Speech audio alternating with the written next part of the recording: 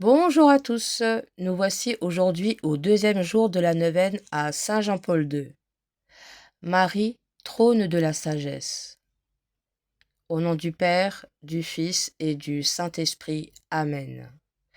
Je vous salue Marie, pleine de grâce, le Seigneur est avec vous. Vous êtes bénie entre toutes les femmes, et Jésus, le fruit de vos entrailles, est béni. Sainte Marie, Mère de Dieu, priez pour nous pauvres pécheurs, maintenant et à l'heure de notre mort. Amen. Parole de Saint Jean-Paul II. On peut entrevoir une harmonie profonde entre la vocation de la Bienheureuse Vierge et celle de la philosophie authentique.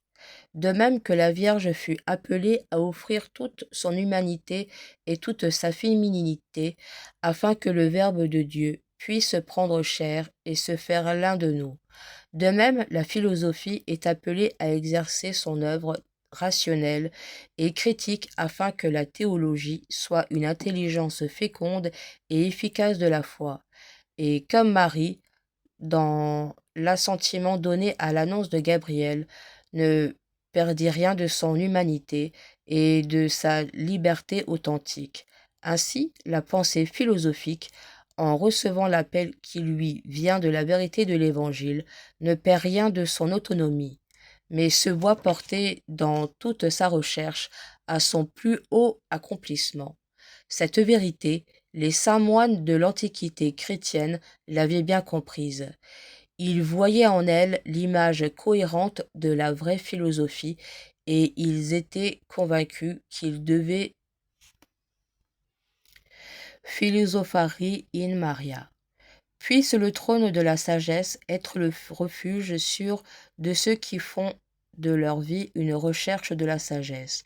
Puisse la route de la sagesse, fin ultime et authentique de tout véritable savoir, être libre de tout obstacle, grâce à l'intercession de celle qui, engendrant la vérité et la conservant dans son cœur, l'a donnée en partage à toute l'humanité pour toujours. De son encyclique Fides et Ratio du 14 septembre 1998, numéro 108. Méditation.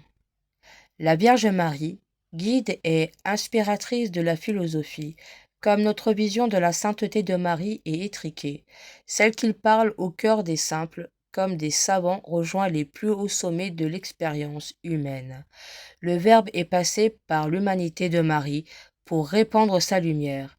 Il a fait concourir toutes les ressources de son cœur, de son intelligence à l'expression de la beauté divine.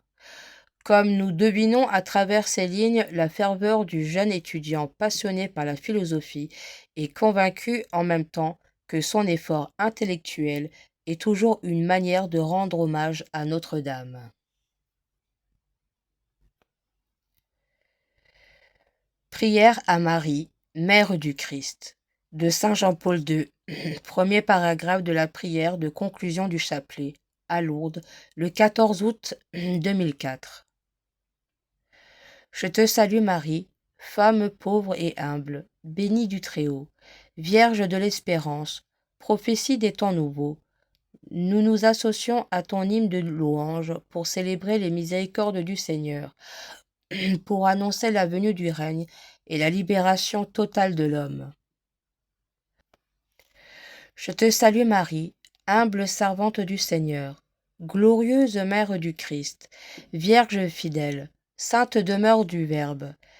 Enseigne-nous à persévérer dans l'écoute de la parole, à être dociles à la voix de l'Esprit, attentifs à ses appels dans l'intimité de notre conscience et à ses manifestations dans les événements de l'histoire. Amen. Saint Jean-Paul II, témoin de la présence dans la vie de l'Église, priez pour nous. Saint Jean-Paul II, témoin de la présence de Marie dans la vie de l'Église, priez pour nous. Saint Jean-Paul II, témoin de la présence de Marie dans la vie de l'Église, priez pour nous. Au nom du Père, du Fils et du Saint-Esprit. Amen.